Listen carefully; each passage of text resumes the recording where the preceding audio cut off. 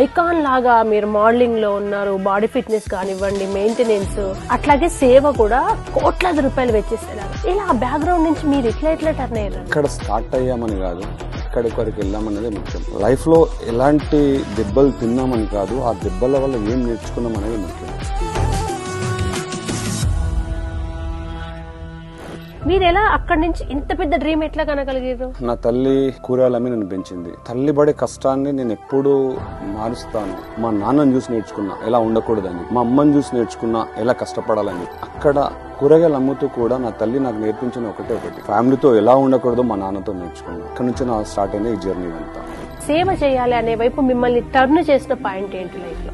ఒక టెంపుల్ దగ్గరికి వెళ్ళాం. టెంపుల్ దర్శనం చేసుకుని వస్తుంటే అక్కడ ఒక మార్వాడీసం వాళ్ళు అక్కడ ఫంక్షన్ చేసుకున్నారు, భోజనం పెడుతున్నారు. సో ఆ భోజనం పెట్టినప్పుడు అంటే మా ఏజ్ లో అట్లాంటి భోజనం చూడడం అనేది రేర్ అన్నట్టు. ఇంకా అంటే ఇక్కడ టెంట్లు వేసుకున్నారు, ఆ స్మెల్ బాగా వస్తుంది. ఆ స్మెల్ చూసినప్పుడు అబ్బా తింటే బాగుండు, వాళ్ళు ఏమంటారు అనేది నెక్స్ట్ ఇంకా ఫస్ట్ తిందాం అని చెప్పేసి వెళ్ళామమ్మ. అక్కడికి వెళ్ళినప్పుడు నేను కూడా తిందామని వెళ్ళినప్పుడు అక్కడ పెద్ద మనిషి నన్ను మెడబట్టి బయటికి ఎంటేశారు. ఫస్ట్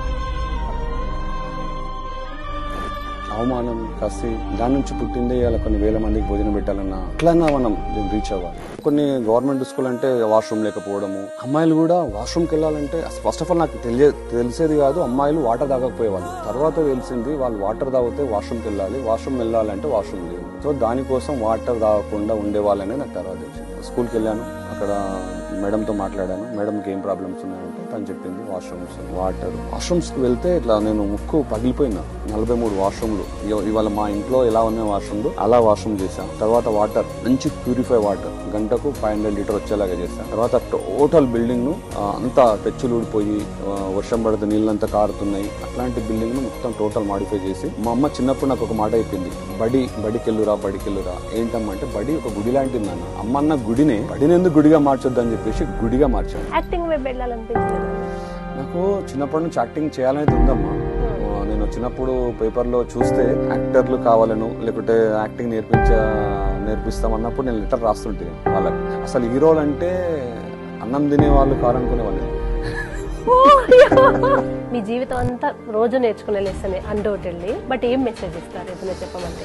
నాకు కూడా తెలుసు, మనుషులం ఎప్పుడు ఇక్కడ శాశ్వతంగా పుట్టడానికి రాలేము. ప్రతి ఒక్కరు చెప్తున్నా ఎక్స్పైరీ డేట్ ఆల్రెడీ ఉంది. భూమి తన చుట్టూ తను తిరగడమే కాకుండా సూర్యుని చుట్టూ తిరుగుతుంది. ఈ తిరిగే క్రమంలోనే వానాకాలం, ఎండాకాలం, చలికాలం, భూకంపం, మెరుపులు, ఉరుములు, వర్షాలు వస్తుంటాయి. ఇప్పుడు ఇందులో వచ్చిన కాలాలలో కొన్ని కాలాలు మనం సంతోషాన్నిస్తాయి, కొన్ని కాలాలు మనం బాధ పెడతాయి. ఉరుములు మెరుపులు వచ్చినప్పుడు మనం బెదిరిపోతుంటాం. సో అలాగే మన లైఫ్ కూడా అంతే, ఎప్పుడు ఒకటే ఉండదు.